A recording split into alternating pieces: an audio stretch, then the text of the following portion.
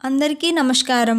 ఈ కథల ద్వారా జీవితానికి ఒక దిశానిర్దేశం చేయాలనే సంకల్పంతో డాక్టర్ గీతా చల్లా మానసిక నిపుణురాలు రాసిన ప్రేరణ 100 కథల పుస్తకం నుండి ఈరోజు మనం 11వ కథను చెప్పుకుందాం. కథ పేరు ఆకాశంలో చుక్కలెన్ని. ఇంక మరి కథలోకి వెళ్ళిపోదామా? ఒకరోజు సాయంత్రం 6 బయట రాజుగారు తన పాన్పుపై పడుకొని ఆకాశంలో గల నక్షత్రాలను చూడసాగారు. అవి మిలమిలా మెరుస్తూ అతని హృదయాన్ని పరవశింపచేస్తాయి. ఈ చక్కని చుక్కలు ఎన్ని ఉంటాయి అనే ఆలోచన కలిగింది. వాటిని లెక్కించడం అసాధ్యమని తెలిసిన రాజు మర్నాడు ఉదయం సభలో ఆకాశంలో ఉన్న నక్షత్రాలను వచ్చే పౌర్ణమి లోపుల లెక్కించి లెక్క చెప్పిన వారికి తగిన బహుమానం ఇవ్వబడును అని ప్రకటింపచేస్తారు. బహుమతికి ఆశపడి అనేక మంది అనేక విధాలుగా నక్షత్రాలను లెక్కించడానికి ప్రయత్నించి విఫలమయ్యారు. రాజు ఇచ్చిన ఆఖరి గడువు రోజున మళ్ళీ అందరూ సభకి వచ్చి రాజుగారి ముందు నిలబడి, "మా వల్ల కాలేదు రాజా, మమ్మల్ని క్షమించండి. మేము నక్షత్రాలను లెక్క పెట్టలేకపోయాము" అని అంటారు.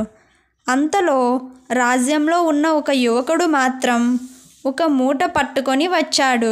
"క్షమించాలి మహారాజా, నక్షత్రాలను లెక్క పెట్టడానికి నాకు ఆలస్యం అయ్యింది రాజుగారు." "ఏంటి, నక్షత్రాలు లెక్క పెట్టావా?" అని అడుగుతారు ఆశ్చర్యంగా.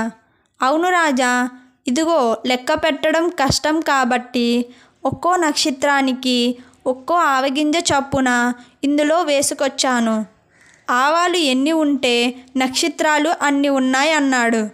అసాధ్యమైన పనిని సుసాధ్యం అని యుక్తిగా చెప్పిన ఆ వ్యక్తి తెలివికి, ఆలోచనకి ముగ్ధుడై రాజు ఆనాటి నుండి అతనిని తన అంతరంగిక విదూషకుడిగా నియమించాడు. కథలో సమయస్ఫూర్తిని తెలుసుకుందాం. యుక్తితో అసాధ్యం కూడా సుసాధ్యమే. ఆలోచన అనేది మన మనసుకు ఉన్న శక్తులలో ఒకటి.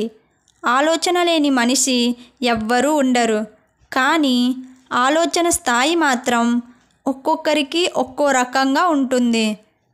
కొంతమంది విషయాన్ని సూటిగా ఆలోచిస్తారు, కొంతమంది కూలంకుషంగా ఆలోచిస్తారు, మరికొందరు అతిగా ఆలోచిస్తారు. సృజనాత్మకంగా ఆలోచించే వ్యక్తులు ఎంత క్లిష్టమైన పరిస్థితినైనా సులభంగా పరిష్కరిస్తారు. ఇప్పుడు మనం ఒక యాక్టివిటీని చేద్దాం. ఆదివారం పత్రికల్లో వచ్చే 3 పజిల్ని సాల్వ్ చేయండి. పజిల్ సాల్వ్ చేసే ప్రతిసారి జీవితంలో వచ్చే సమస్యలను కూడా ఇలాగే పరిష్కరించుకోవచ్చు అని గ్రహించండి. ఇంతటితో ప్రేరణ 100 కథల పుస్తకంలోని 11వ కథ సమాప్తం.